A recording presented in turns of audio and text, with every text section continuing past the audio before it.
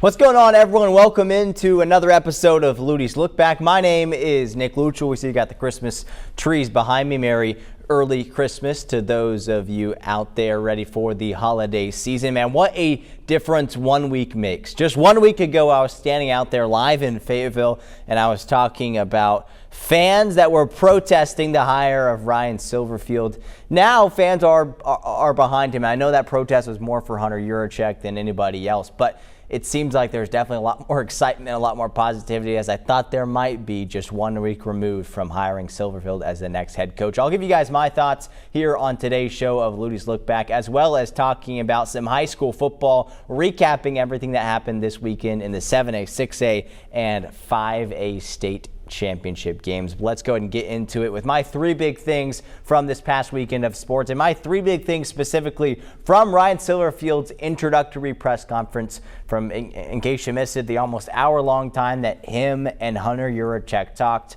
If I could summarize it to three things in the next 10 minutes, I'm going to do it right here, including a couple sound bites from the two of them as well. The first one of my three big things, Silverfield was confident, yet he didn't overpromise, and he wasn't phony. My second big thing is, so I guess Arkansas has money now, which I'll explain in a minute. And then my third big thing is, none of this really matters if you don't go out there and win football games. That's what matters at the end of the day. So let's circle back to my first big thing. I think that was the biggest takeaway I had from this press conference, besides the financial thing, which we'll get to in a second, but just how confident he was. He didn't guarantee, hey, we're going to go out there and we're going to win a national championship next season, but he spoke with poise. He spoke with confidence in everything that he says, and everything that he said in Thursday's press conference. And there wasn't a question that he wasn't ready for. And I know it's just a press conference, and we're really not ready to say that he is, the next great Arkansas football coach, and you might not be fully around yet.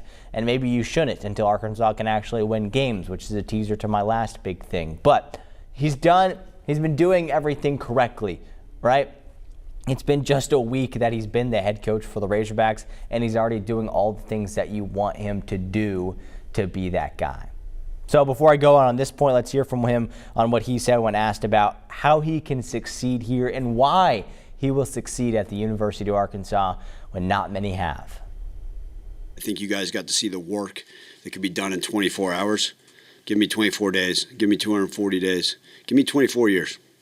All right, and you're going to see a winning program. And I think that can happen immediately. It's not one of these things where we're sitting here saying, hey, Hunter, I need 3 years to rebuild this. No, we can start rebuilding the culture the moment we step down. The moment I had the opportunity to sit face-to-face with these guys and talk to them and see what they're all about and tell them what I'm all about and how we're going to do this thing together. And I firmly believe it starts with the players in the locker room. I told them, there's no more of this loser mentality.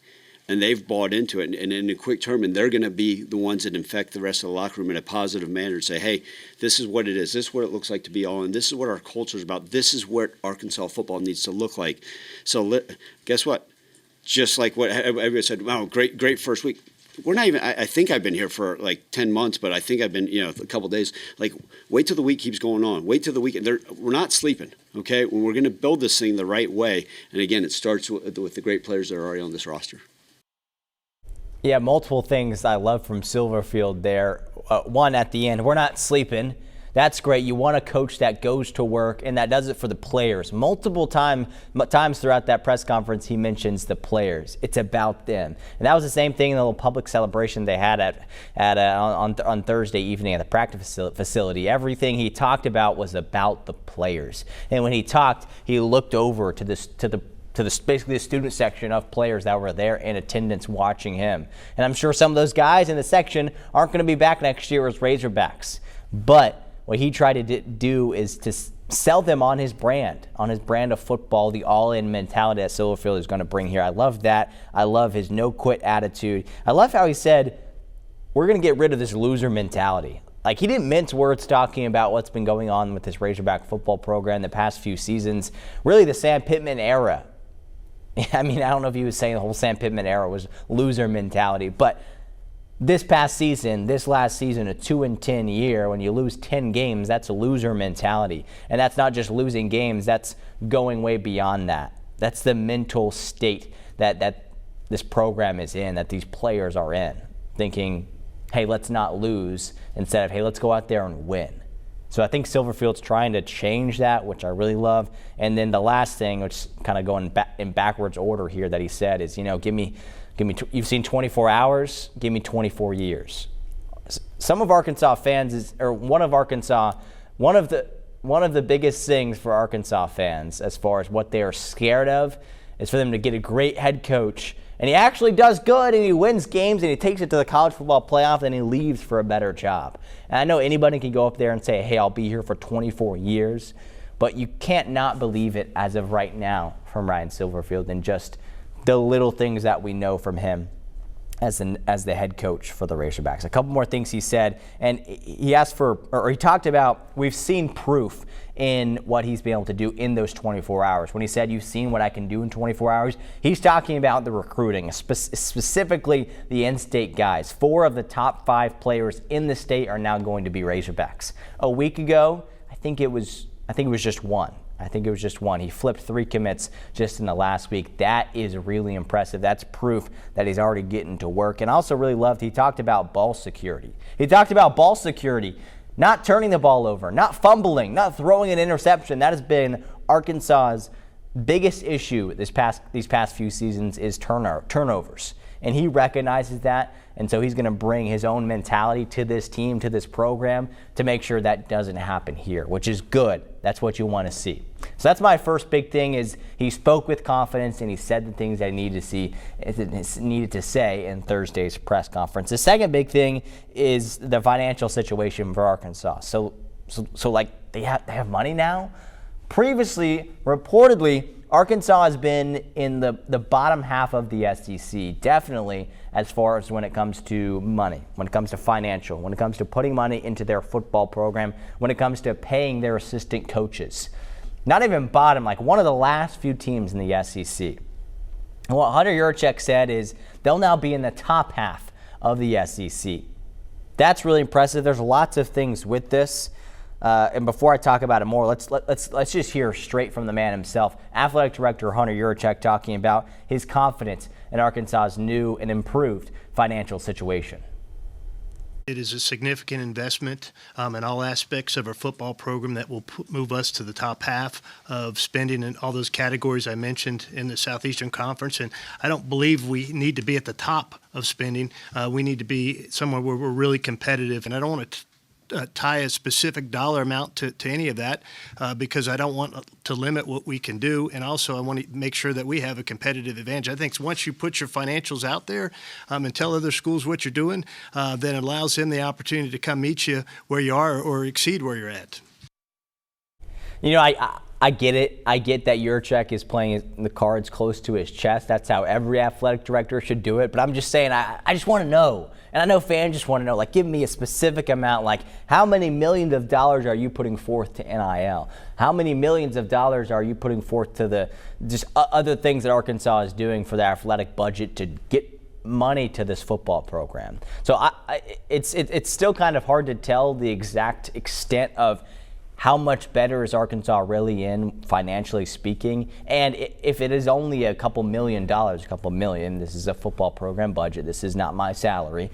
I'm speaking like a couple $1 million, just a little bit more. That helps them get to the top half. But you know what every other football program is going to do in the offseason? They're going to add a couple extra million, and then Arkansas is going to be right back down. So I'm saying that could be a scenario that's going to play out. That's scenario one. The other scenario is they've actually got millions upon millions of dollars that have been contributed by some donors that don't want to publicly make it known that they're giving $1 million to the football program. It's possible. You know, the people up there in Northwest Arkansas have that money if they want to use it on some football players. That's one way to use your money. I'm not going to tell you how to spend your money, big-time donors, if you're watching this show, but that's one way to do it. And it's possible that's what happened. It's also possible this other scenario happened and it's only a couple million. And he was asked, Yurachek was asked, hey, what more specifics can he give us besides, hey, kind of this fluff around we're in a better situation than we used to be? And he said, you'll know when we hire the assistant coaches that we're going to hire, when we get the players that we're going to get. So I mean, all this is still to be determined. We've seen lots of rumors about what assistant coaches Arkansas is getting, and it's somewhat impressive. Players is still to be decided. The transfer portal doesn't officially open till January 9th or early January at some point. Don't quote me on that. But we'll have to see. We'll know because, that's public information that we can figure out how much Arkansas pays their offensive coordinator and their defensive coordinator. And previously, that's been in the bottom of the SEC. Yurachek said it'll be in the top. So we'll see. We will see when we find out that information, if it is in the top of the SEC for the Razorback financial situation. My third thing and my final big thing is really none of this matters. None of this matters unless you win football games, right? You can put millions of dollars into your NIL fund. You can have the greatest, coolest looking quarterback. You can have a 6'10", 375-pound offensive lineman. That's really tall. It's like a Dan Skipper. You could have someone like that on your team. And you could have Nick Saban out there. And you could get the fans hyped up. You could create an environment that packs out Razorback Stadium, that gets everyone excited, a whiteout every game. I don't know. But it doesn't matter if you don't win games. You can get the best recruits. You can do all these things. If you don't win games, none of this matters. So I can get excited now. I can say that Silverfield is doing all the right things right now, which he is. But at the end of the day, he's no different from Sam Pittman if he doesn't win games. And it's a simple truth behind being a head coach. If you win football games, you're going to be successful. And you're going to get more of those smaller things like better players, more NIL. All you got to do is win football games. Vanderbilt won football games. They didn't have the best players. They didn't have the most NIL. They won football games this year. They were a bubble team that almost made the college football playoff. Now they're getting players that are really good. So Arkansas can be there. Indiana, a few seasons ago, was horrible. They were horrible. Now they're the number one team in the country. That can be you, Arkansas. That can be you. And I guess they're on pace to do that because they're doing the right things within this 1 week of Silverfield's tenure. But they gotta win games. And at the end of the day, it's still a long time before Arkansas actually plays a football game. So those are my thoughts, summarized in about 12, 13 minutes of everything that's happened recently in the last week of Arkansas football. And speaking of winning games, let's talk about Harding. How about the Bison? In the quarterfinals of the national tournament in the Division II ranks, they beat up on UT Permian Basin. I don't know who that is. 34-28, the final score. They're on to the semifinals. For the second time in 3 seasons, Cole Keelan is a beast at quarterback for Harding. 17 carries, 148 yards, a touchdown. Braden Jay helping him out as well, this speedster. 10 carries, 100 yards, 2 touchdowns. This Harding team is good, right? We've known it all season long. You see the ranking behind me. They're the number 2 team in the country. And they're the number 2 team in the country for a reason. They won the national championship 2 seasons ago for a reason. They are here, and they are one of the best teams in the country. And it's good to see them shine because they deserve to shine, and they've got a unique, fun team that is winning them a lot of football games. That hasn't lost them a football game all season long. Let's hear from head coach Paul Simmons after the win. It was messy today. We did some things that are uncharacteristic and had some penalties that killed drives for us. But boy, I'm proud of our guys. Man, they battled, the resilience, the toughness. Throughout the season, people keep saying to me, Coach, I'm just really nervous. I don't know if you guys, how you're going to respond because you haven't been in a close game. And I thought that I knew how we'd respond, but we hadn't been there. And boy, I love the way our guys battled. Yeah, good win for Harding. And next up, this gets a little interesting. They're in the Final Four, but things got reseeded. So Harding is the number 2 national team in the country. They've beat up on multiple top 25 teams to make it to this point. And somehow, for some reason, the committee, or whoever chooses this, I don't really pay attention to Division II football that closely, has them as the 3 seed out of these 4 that are left, which has caused a lot of anger on social media, not just from Harding fans, but for everyone. Nonetheless, they're in the Final Four. They'll travel to Kutztown, I believe is how you pronounce it. They'll travel to Kutztown on Saturday. Still trying to figure out what time that game is at. But if they win, they will likely face Ferris State, which I think is the team that knocked them out of the tournament last season. All right, it is now time to move on to some high school football talk. We've got our Class 7A bracket. Now, this was the bracket that I predicted. When I was on this show, my show, a month ago, this is what I picked here. This was my bracket. Now, let's go ahead and advance it. Let's get the check marks. Let's get the X's on there to see how I did. That's pretty good. Only 2 X's on there. Like I'll take that. We'll see where we're at a year from now if I can do any better than that.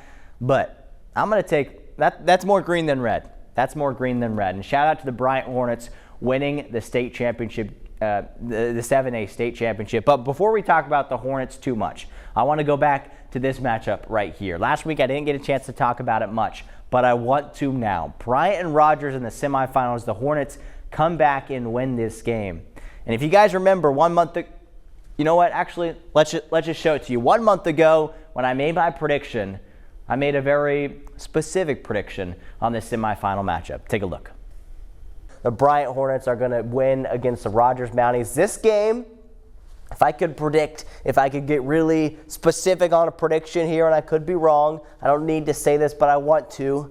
I think Rogers will be winning. Listen to me, getting close here. Rogers will be winning at the half. Maybe by 2 touchdowns or something. They'll be looking like they're headed to the state championship, and then Bryant does what Bryant has always done, especially this season, and that's their depth just wearing down other teams. That's their defense getting an interception. That's their special teams coming up with a big-time play. Something crazy is going to happen in the second half that's going to give Bryant some momentum, that's going to turn this game around. Even though this game's at Bryant, Rogers is going to lead it. Bryant's going to take it away from them and pull ahead to win, to advance to the state championship game. All right, I know all my predictions aren't perfect, but that one was pretty spot on. Rogers was winning at halftime by a touchdown. Rogers was up 2 touchdowns with 2 minutes left against Bryant, and then something crazy did happen. Bryant came back and they won the game. Not only that, Bryant looked like they were going to lose. They were down a touchdown with like a minute left, I believe. Rogers did a fake punt, midfield, threw the ball away. Bryant got it, went down and scored to tie the game, and they won in double overtime. Does that sound kind of familiar to my prediction? I got to flex on myself a little bit, all right? I didn't do perfect. I picked Conway to make it here. They didn't. Bentonville made it here, but I'm going to give myself a little credit because I do deserve it there because that was pretty fun. And I just got that feeling. You know, you have that feeling every now and then. My predictions aren't always perfect, but that one was pretty spot on. But shout out to the Hornets winning the 7A state championship game against Bentonville. The final score 27-7. Quarterback Jeremiah Moats, 255 through the air, 2 touchdowns. A tough one with this is Bentonville's quarterback was hurt early on in this game, so that really affected the Tigers.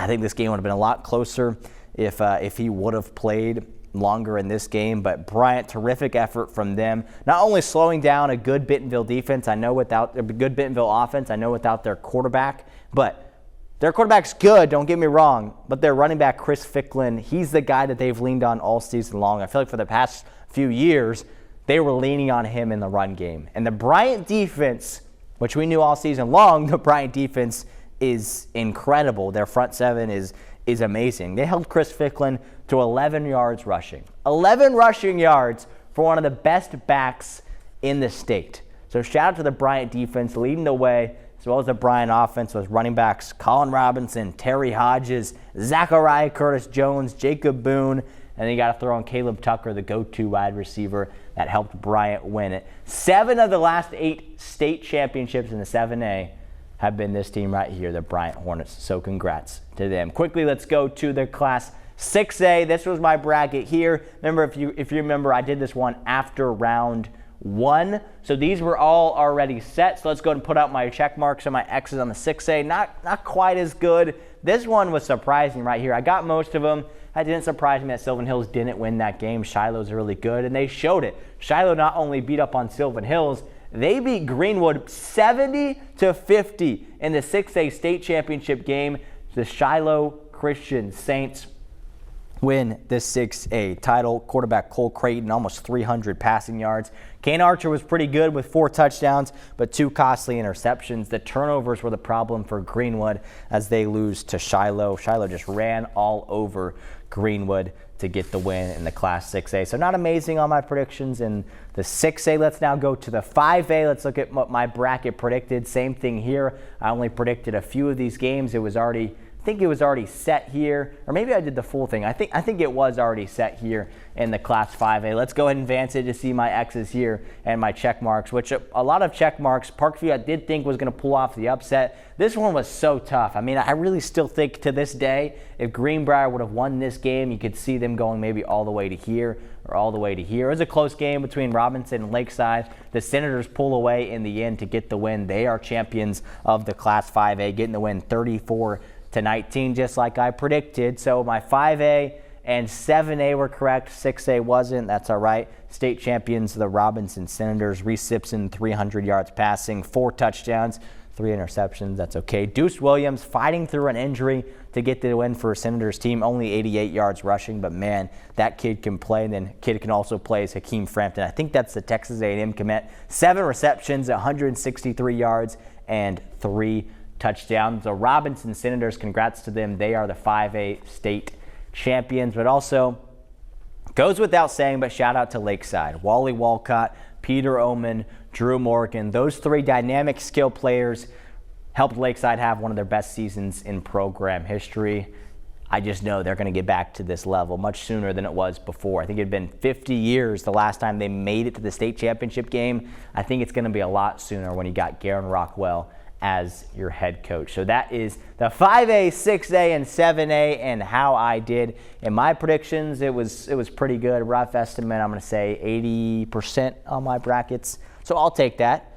Hopefully yours did better than mine on that. But let's go to move on to the final 2 brackets in the 4A and the 3A. These games will happen this upcoming weekend. In the Class 4A, you see it here, Elkins and Dardanelle will be facing off for the state championship game. That will be 6:30 Saturday night at War Memorial Stadium. How about Dardanelle putting together a terrific season? And that game against Warren was exciting. I think Creed Vega had 6 touchdowns in it.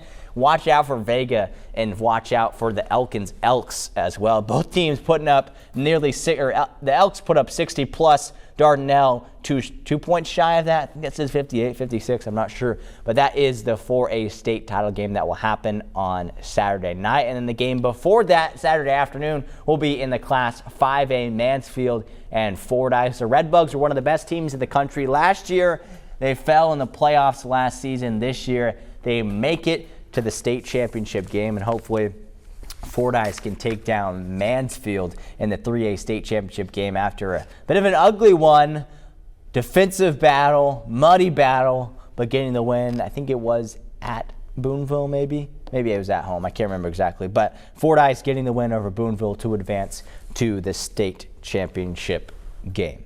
All right, finally, quickly to some Arkansas basketball news. They faced off against Louisville and Fresno State this past week, getting 2 wins, a really big one against a top 10 ranked Louisville Cardinal team, and then beating Fresno State by 25 or so here in North Little Rock. Great wins for this Razorback team that is now 7-2. They've got 4 games left in the non-conference schedule. Number 19, Texas Tech, which will be a close one that I think Arkansas might have the edge in. Queens at home, which Arkansas should win.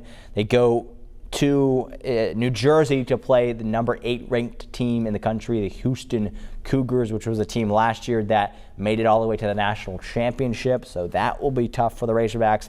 And they finish it up with James Madison before SEC play starts. So a lot to happen and a lot to go forward. Here's what Coach Cal had to say about the road ahead before conference play gets started. I'm looking at us right now saying, you know what? I got a pretty good team. I've said it from day one. I got a pretty good team. We just got different things we're going to have to do to make this what it needs to be. Now, we got tough games coming up. You know, we got Bang. You know, they're coming back to back. But I said the best thing that's happened to us is play this kind of schedule. If your team is good, throw the gauntlet, learn.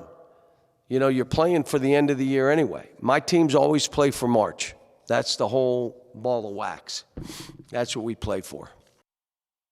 All right, yeah, in order to get to March and play in March Madness, you got to win some of the big games. Arkansas did it this past week against Louisville. Now they need to do it this Saturday. It's an early morning tip-off in Dallas at American Airlines Arena against Texas Tech. And yeah, that's the same Red Raiders team that ended Arkansas's season last year in the Sweet 16. So once again, that one is Saturday, 11 a.m. on ESPN2. Two really good teams facing off there. Well, that's going to do it for this week's Luttie's Look Back show. Thanks so much for watching the show as we talk some Arkansas football, some Harding football, some high school football, and finish off with the Hoop Hogs. Thanks so much for watching, everyone, whether on YouTube or THV11+. We'll see you next week.